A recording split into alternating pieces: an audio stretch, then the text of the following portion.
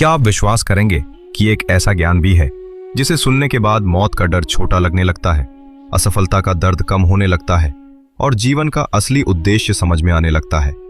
लेकिन सबसे हैरान करने वाली बात यह है कि यह ज्ञान किसी मंदिर में नहीं दिया गया था, न ही किसी आश्रम या गुफा में।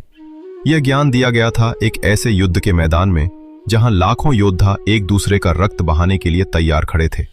और उसी समय एक ऐसा योद्धा जिसके नाम से बड़े बड़े महारथी कांप उठते थे, अपने ही हाथों से अपना धनुष नीचे रख चुका था।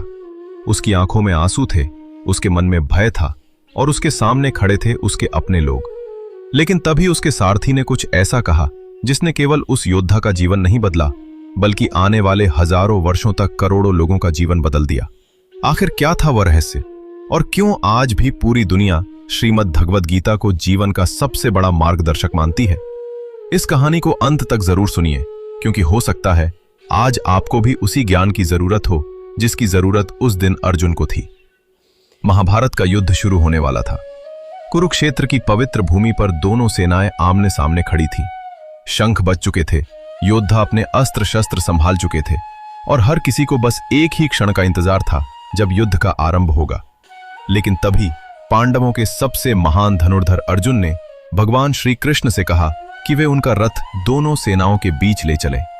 श्री कृष्ण मुस्कुराए और रथ को ठीक वहां ले जाकर खड़ा कर दिया जहां से अर्जुन दोनों पक्षों को साफ देख सकते थे। लेकिन जैसे ही अर्जुन की नजर सामने खड़े लोगों पर पड़ी, उनका हृदय कांप उठा। सामने उनके पूजनीय पितामह भीष्म खड़े थे, उनके गुरु द्रोणाचार्य खड़े थे, उनके रिश्तेदार, मित्र और अपने ही परिवार के लोग खड़े थे। यह दृश्य देखकर अर्जुन का मन विचलित हो गया। उनके हाथ कांपने लगे, शरीर शिथिल पड़ गया और उनके हाथों से गांडीव धनुष ढीला पड़ गया। उन्होंने भारी मन से भगवान श्री कृष्ण से कहा कि वे अपने ही लोगों का वध करके ऐसा राज्य नहीं चाहते जो अपनों के खून से प्राप्त हो।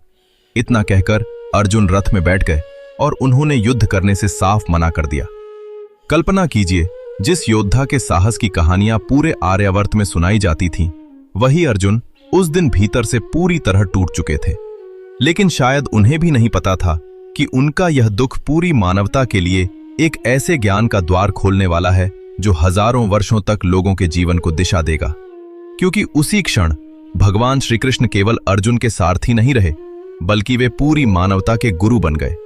भगवान श्री कृष्ण ने शांत स्वर में अर्जुन से कहा कि जिनके लिए वे शोक कर रहे हैं, वास्तव में वे कभी नष्ट नहीं होते।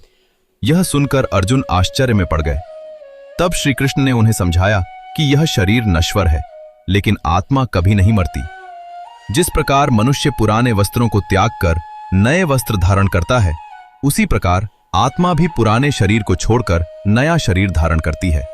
न उसे अग्नि जला सकती है, न जल उसे भिगो सकता है और न ही कोई अस्त्र उसे काट सकता है। लेकिन अर्जुन के मन में अभी भी कई प्रश्न थे।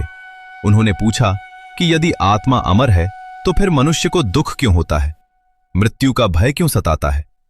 तब भगवान श्री कृष्ण ने वह ज्ञान देना प्रारंभ किया जिसे आज संसार श्रीमद् भगवद गीता के नाम से जानता है। यह केवल एक ग्रंथ नहीं था, बल्कि जीवन के हर प्रश्न का उत्तर था। इसमें मनुष्य के कर्तव्य, भक्ति, ज्ञान, आत्मा और परमात्मा के गहरे रहस्यों को अत्यंत सरल शब्दों में समझाया गया। फिर भगवान श्री कृष्ण ने वह उपदेश दिया जिसे सुनकर आज भी करोड़ों लोगों को कठिन समय में आगे बढ़ने की प्रेरणा मिलती है। उन्होंने कहा कि मनुष्य का अधिकार केवल कर्म करने में है, उसके फल पर नहीं। अर्थात इंसान को अपना कर्तव्य पूरी निष्ठा से करते रहना चाहिए और परिणाम की चिंता भगवान पर छोड़ देनी चाहिए। क्योंकि जो व्यक्ति केवल परिणाम के बारे में सोचता रहता है, वह वर्तमान की शक्ति खो देता है और चिंता तथा भय का शिकार हो जाता है। लेकिन श्रीमद् भगवद गीता का ज्ञान केवल कर्म तक सीमित नहीं था।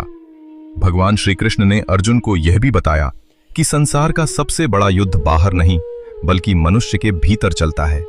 क्रोध, अहंकार, लोभ, ईर्ष्या और भय ऐसे शत्रु हैं जो किसी भी व्यक्ति को अंदर से कमजोर बना सकते हैं। और जो व्यक्ति अपने मन पर विजय प्राप्त कर लेता है, उसे संसार की कोई शक्ति पराजित नहीं कर सकती। लेकिन दोस्तों, गीता का सबसे अद्भुत रहस्य अभी बाकी था। एक ऐसा रहस्य जिसे देखकर स्वयं अर्जुन भी भय और आश्चर्य से कांप उठे थे।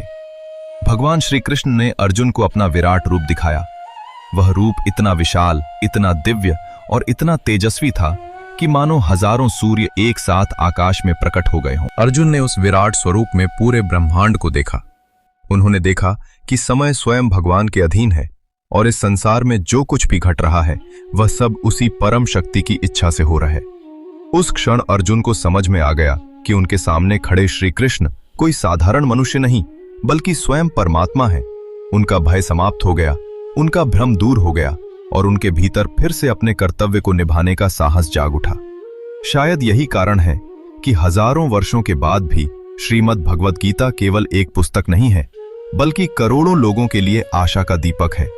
ये हमें सिखाती है कि जीवन में चाहे कितनी भी कठिन परिस्थितियां क्यों ना आ जाएं, अगर हमारा मन स्थिर है, हमारा विश्वास मजबूत है और हमारे कर्म सच्चे हैं तो कोई भी शक्ति हमें सफलता प्राप्त करने से नहीं रोक सकती।